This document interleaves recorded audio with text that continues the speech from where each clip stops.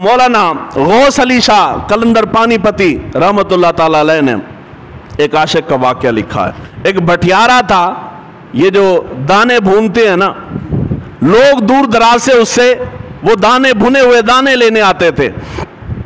ایک نوجوان آتا تھا اور وہ آ کے روزانہ اس کے سامنے بیٹھ جاتا اور وہ فقط ٹک ٹکی باندھ کے اس بھوننے والے کو دیکھتا رہتا۔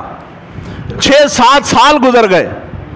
7 سال بعد ایک دن اس دانے بھوننے والے نے اس کو بلایا، نوجوان کو۔ اور نوجوان 7 سال ہو گئے تو روزانہ آ کے یہاں بیٹھ جاتا ہے، اور 7 سال میں ایک بار بھی تو نے مجھ سے دانے نہیں لیے، تو چاہتا کیا ہے؟ کیوں آتا ہے؟ کیوں وقت برباد کر رہا ہے؟ اس نے کہا کہ حضرت، یہ جو آپ سے دانے لینے آتے ہیں یہ آپ کو جانتے نہیں ہیں، اور میں جو بیٹھ کے آپ کو دیکھتا رہتا ہوں نا، میں آپ کو جانتا ہوں۔ میں آپ سے دانوں کا طالب بن کے نہیں آتا، میں چاہتا ہوں کہ آپ عشق کا ایک قطرہ عطا فرما دیں، میں عشق لینے آتا ہوں۔ وہ دانے والے نے دیکھا کہ تو راز عیاں ہو گئے، انہوں نے مارا، بھگایا، بھاگ جائے ادھر سے، اب نے سوال کرنا میرے سامنے نہ آنا۔ دوسرے دن آ کے پھر بیٹھ جائے، کئی سال تک وہ پھر بیٹھ جاتا آ کے۔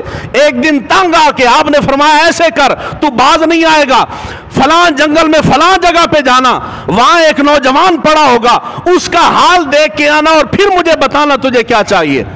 وہ نوجوان چلا گیا، وہاں جنگل میں پہنچا، کیا دیکھتا ہے کہ ایک نوجوان کی لاش پڑی ہے، اعضاء سارے کٹے ہوئے بکھرے ہوئے پڑے ہیں، ہاتھ الگ، آنکھیں الگ، کان الگ، ہر شے جدا جدا ارد گرد بکھری ہوئی پڑی ہے، نوجوان کی مردہ لاش پڑی ہے۔ مگر حیرت کا مقام یہ تھا کہ اس لاش کے ہر عضو سے اللہ اللہ کی صدائیں آتی تھیں۔ اور دیکھ کے حیرت زدہ ہو کے واپس آیا۔ دوسرے دن اس بھٹی والے نے، دانے بھوننے والے نے پوچھا، او نوجوان بتا، اب بھی تو عشق چاہتا ہے؟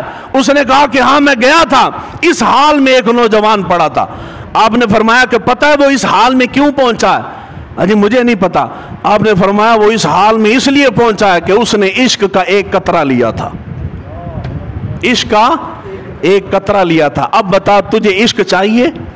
آپ نے فرمایا ہاں، اتنا تو میں برداشت نہیں کر پاؤں گا، ایسے کیجئے کہ مجھے فقط آدھا قطرہ دے دیجئے۔